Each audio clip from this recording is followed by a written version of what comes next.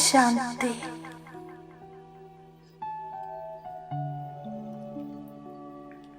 ബുദ്ധിയെ നാലു ഭാഗത്തു നിന്നും ഉൾവലിച്ച് ഞാൻ സ്വയം തന്നെ കാണുകയാണ്.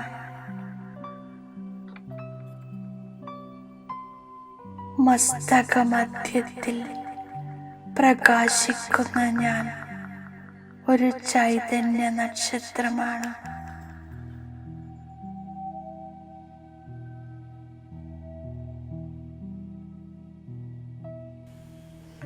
ഇതാണെൻ്റെ വാസ്തവിക സ്വരൂപം.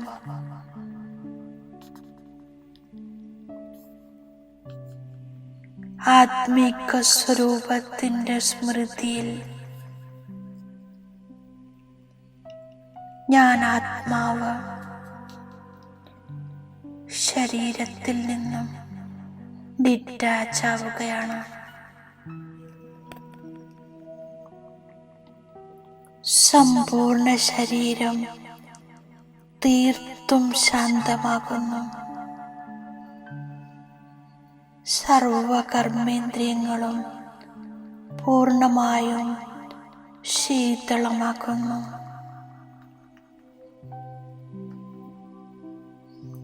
ഞാൻ ആത്മാവ് പ്രകൃതിയാൽ ഉണ്ടാക്കപ്പെട്ട ഈ ശരീരത്തിൽ നിന്നും ഭിന്നമായി അനുഭവം ചെയ്യുന്നു.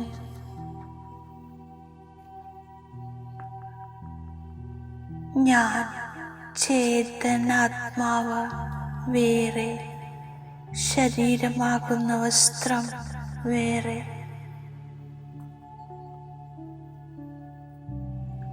ഇപ്പോൾ ദേഹത്തിൻ്റെ ധർമ്മമില്ല, സംബന്ധമില്ല.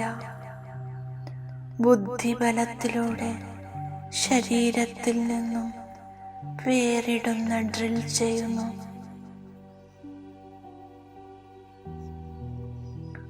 ശരീരം മറക്കുന്നു. കർമ്മബന്ധനമില്ല, ശരീരബന്ധനമില്ല. വ്യക്തി വൈഭവത്തിൻ്റെ ബന്ധനമില്ല. ഞാൻ എല്ലാറ്റിൽ നിന്നും വ്യത്യസ്തമായി പരമാത്മപ്രിയനായ ആത്മാവാണ്.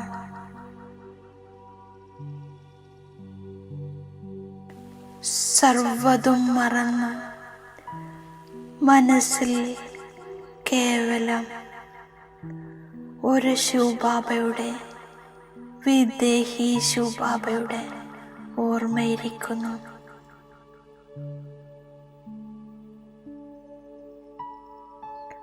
ഒരു ബാബയുമായി സുഖദായി സംബന്ധത്തിലിരിക്കുന്നു. ഞാൻ വിദേഹി ആത്മാ, വിദേഹി ശിവബാബ. ഒരു ബാബയുടെ സ്നേഹത്തിൻ്റെ മടിത്തട്ടിൽ സമാവേശമാകുന്നു.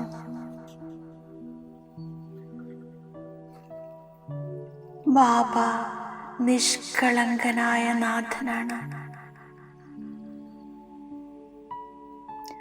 ഒരിക്കലും ഒന്നും സ്വീകരിക്കുന്നില്ല, സദാ നൽകിക്കൊണ്ടിരിക്കുന്നു.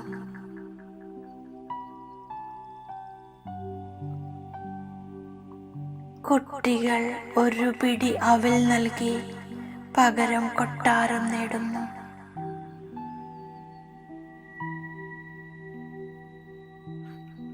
ഇത് ഉണ്ടായതും ഉണ്ടാക്കപ്പെട്ടതുമായ നാടകമാണ്.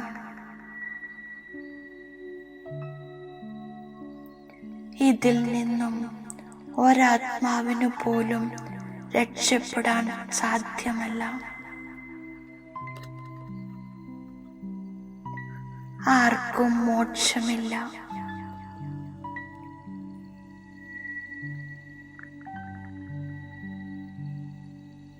എൻ്റെ ബുദ്ധി പരിധിയില്ലാത്ത അച്ഛൻ്റെ നേരെയാണ്. ഞാൻ പരിധിയില്ലാത്ത അച്ഛനിൽ നിന്നും രാജയോഗം പഠിക്കുന്നു. ബാബ ആത്മാക്കൾക്കുള്ള ജ്ഞാനമാണ് നൽകുന്നത്. അതിനാൽ ഞാൻ ആത്മാഭിമാനിയായി മാറണം.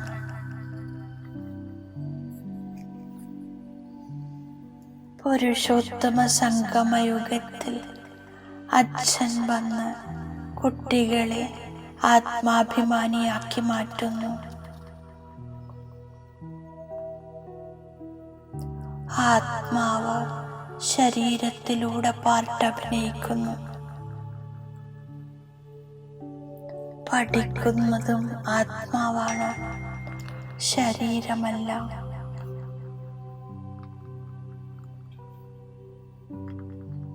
നിരാകാരനായ ശിവബാബ പഠിപ്പിക്കുന്നു. പരിധിയില്ലാത്ത അച്ഛൻ പഠിപ്പിക്കുന്നു. അതിനാൽ ഞാൻ അച്ഛനെ തന്നെ ഓർത്തുകൊണ്ടിരിക്കുന്നു.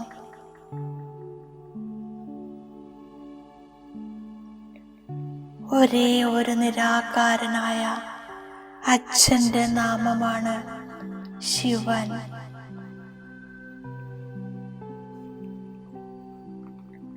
എനിക്കറിയാം ഞാൻ ബാബയെ എത്ര ഗ്ലാനി ചെയ്തിരുന്നു, എത്ര അപകാരം ചെയ്തിരുന്നു.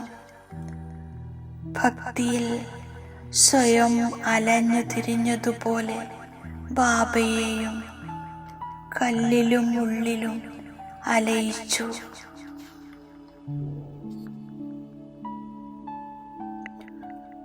മനുഷ്യർ നിഷ്കാമ സേവകരാണെന്ന് പറയുന്നു.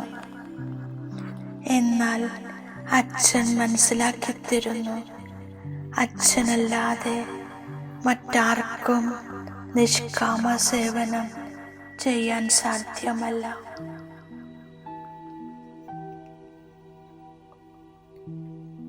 ജ്ഞാനസാഗരനായ ബാബ ഒരേ ഒരു പ്രാവശ്യം മാത്രം ജ്ഞാനം നൽകുന്നു.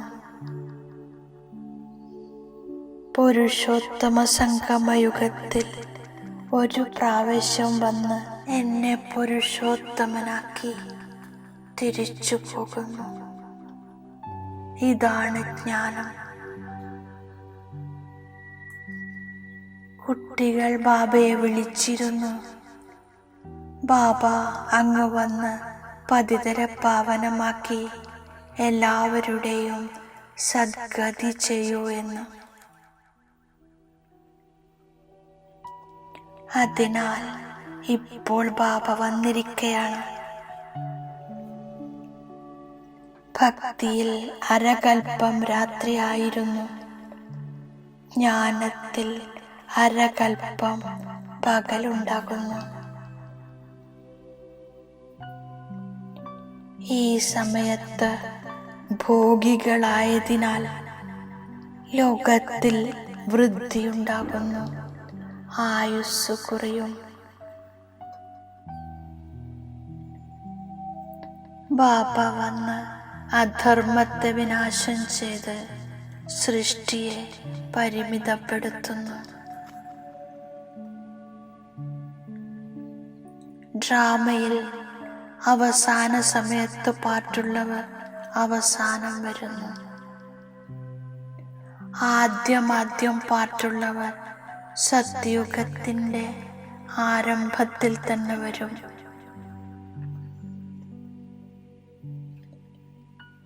ഞാൻ ജ്ഞാനം മനസ്സിലാക്കുന്നു, അതിരാവിലെ ഓർമ്മയിലിരിക്കുന്നു. അതാണ് ഡ്രിൽ. ഞാൻ എൻ്റെ അച്ഛനെ ഓർമ്മിക്കുന്നു. യോഗമെന്ന വാക്കിനെ ഉപേക്ഷിക്കുന്നു. യോഗമെന്ന് പറയുമ്പോൾ ക്ഷീണിക്കുന്നു. ബാബ ഡ്രാമയുടെ ആദി മധ്യ അന്ത്യത്തിൻ്റെ രഹസ്യം മനസ്സിലാക്കി തരുന്നു. സൃഷ്ടി വ്യത്യസ്തമായ ധർമ്മങ്ങളുടെ വ്യത്യസ്തമായ വൃക്ഷമാണ്. മുഴുവൻ സൃഷ്ടിയിലെ മനുഷ്യരും പാർട്ടുധാരികളാണ്. എല്ലാ ആത്മാക്കളും മുകളിൽ നിന്ന് വന്ന് പാർട്ട് അഭിനയിക്കുന്നു. ഈ വൃക്ഷം ഒരിക്കലും ഉണങ്ങില്ല. അവസാന സമയത്ത് ആത്മാക്കളുടെ യഥാർത്ഥമായ വീട് കാലിയാക്കും. പിന്നീട് എല്ലാവരും തിരിച്ചു പോകും. പുതിയ ലോകത്തിൽ കുറച്ചു പേരുണ്ടാകുന്നു. ശരീരം മാറിക്കൊണ്ടിരിക്കും. കൽപ്പകൽപ്പം എത്ര ജന്മമാണോ എടുത്തത്, അതേ ജന്മമാണ് വീണ്ടും എടുക്കുന്നത്. ഈ വിശ്വനാടകം എങ്ങനെ നടക്കുന്നു എന്ന് അച്ഛൻ മനസ്സിലാക്കി തരുന്നു.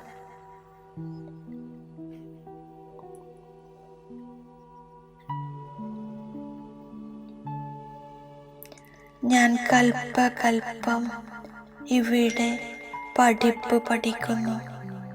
എത്ര പുരുഷാർത്ഥം ഞാൻ ചെയ്യുന്നു, പദവിക്ക് എത്രത്തോളം യോഗ്യനായിട്ടുണ്ടോ എന്ന് ഞാൻ മനസ്സിലാക്കുന്നു. 84 ചക്രം കറങ്ങിക്കൊണ്ടിരിക്കുന്നു. ഇതൊരിക്കലും നിന്നു പോകുന്നില്ല. ഉണ്ടായതും ഉണ്ടാക്കപ്പെട്ടതുമാണ്. ഈ സമയത്ത് എല്ലാവരുടെയും മേലെ ദുഃഖത്തിന്റെ പർവ്വതം വീഴാനുണ്ട്. ബാബയുടെ കുട്ടികൾ ഈ ദുഃഖത്തിന്റെ പർവ്വതത്തെ അകറ്റുന്നു. ദുഃഖത്തെയും സഹിക്കുന്നു. ഞാൻ എൻ്റെതായ പരിശ്രമത്തിലൂടെ രാജധാനിക്ക് വേണ്ടി പഠിച്ചുകൊണ്ടിരിക്കുന്നു. രാജയോഗത്തിലൂടെയാണ് രാജധാനി ലഭിക്കുന്നത്. ഇത് പഠിപ്പിക്കുന്നത് ഒരേ ഒരു ബാബയാണ്. ഞാൻ വശീകരണ മന്ത്രം എല്ലാവർക്കും നൽകുന്നു. പഠിപ്പിൽ പരിശ്രമിച്ച് രാജധാനിയുടെ തിലകം പ്രാപ്തമാകുന്നു.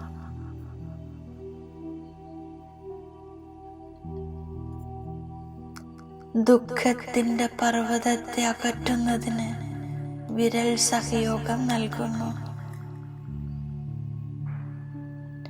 സംഗമയുഗത്തിൽ പുരുഷോത്തമനാകാനുള്ള അഭ്യാസം ചെയ്യുന്നു. അച്ഛനെ ഓർമ്മിക്കുന്ന ഡ്രിൽ ചെയ്യുന്നു.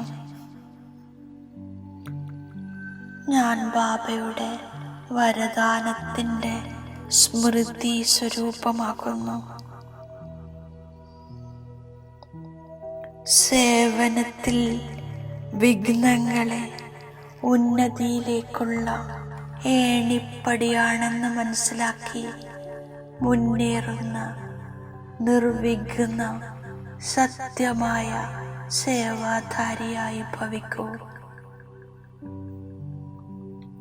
വിഘ്നങ്ങൾ വരുന്നതും ഡ്രാമയിൽ അടങ്ങിയിട്ടുള്ളതാണ്. വിഘ്നങ്ങൾ അനുഭവിയാക്കുന്നു. ഉന്നതിയിലേക്കുള്ള ഏണിപ്പടിയാണ് എന്ന ഭാവത്തോടെ നോക്കിയാൽ മുന്നേറിക്കൊണ്ടിരിക്കുന്നു. ഞാൻ വിഘ്നരൂപിയല്ല, വിഘ്ന വിനാശകനാകുന്നു. ഓം ശാന്തി.